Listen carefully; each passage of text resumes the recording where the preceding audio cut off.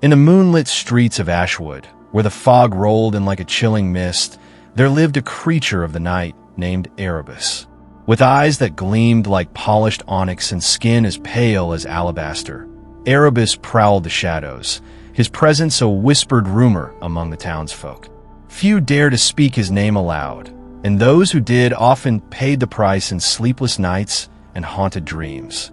One stormy evening, a young woman named Lena stepped off the train, her heart heavy with secrets. Her eyes, a deep shade of indigo, seemed to hold a world of pain within them.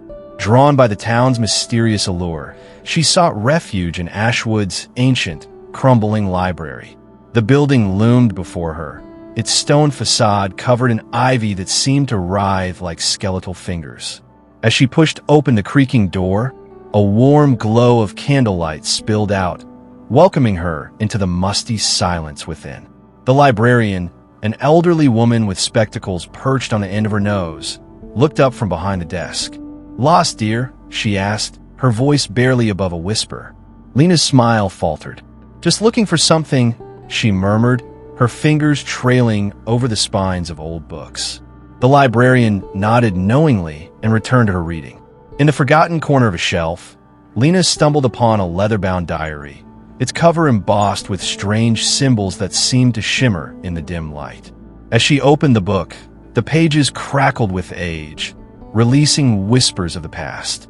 The words within spoke of eternal nights, of bloodlust and loneliness, of a heart that beat no more. Suddenly, the air around her shifted, and she felt a presence beside her. Erebus stood there, his eyes fixed intently on the diary in her hands. "You shouldn't be reading that," he whispered, his breath cold against her skin. Lena's heart skipped a beat as she looked up into his face. His features were chiseled, as if carved from marble, and his eyes burned with an otherworldly intensity. "Who are you?" she asked, her voice barely audible over the pounding of her heart. "I am Erebus," he replied, his voice low and hypnotic. "And you, little one, are trespassing on forbidden ground." Entranced, Lena felt an inexplicable pull toward the vampire. Erebus, too, was drawn to her, sensing a kindred spirit in the darkness. As the nights passed, they walked the fog-shrouded streets together, their bond growing stronger with each whispered secret. Erebus showed Lena the hidden corners of Ashwood, the places where moonlight danced on gravestones and the wind carried the whispers of the dead. He taught her how to move unseen, how to listen to the shadows, and how to taste the sweetness of the night. But as their connection deepened, Lena began to realize the dangers of loving a vampire. Erebus was a creature of the night, a being cursed to walk the earth forever, feasting on the blood of the living.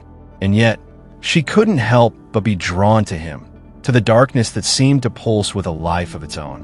One fateful night, as the full moon hung low in the sky, Erebus took Lena to the outskirts of town, to a place where the ancient trees leaned in, their branches tangled like skeletal fingers.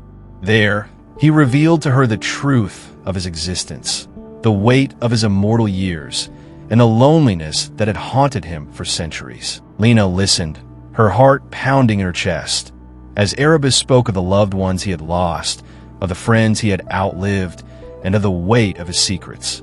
And in that moment, she knew she would follow him into the darkness, no matter the cost. As the dawn broke over Ashwood, casting the town in a warm, golden light, Lena felt a pang of fear. Would she be able to walk in the sunlight again, or would she be forever bound to the shadows? Erebus's eyes locked onto hers, and he smiled, his fangs glinting in the morning light. "The choice is yours, little one," he whispered, his breath cold against her skin. "But know this, if you choose to walk with me, there will be no turning back." Lena's heart raced as she looked into his eyes, searching for answers. And in that moment, she knew her fate was sealed. She would follow Erebus into the night, embracing the darkness that had claimed him for eternity. As the sun rose higher in the sky, casting long shadows across the ground, Lena leaned in, her lips brushing against Erebus's ear. "I'll walk,"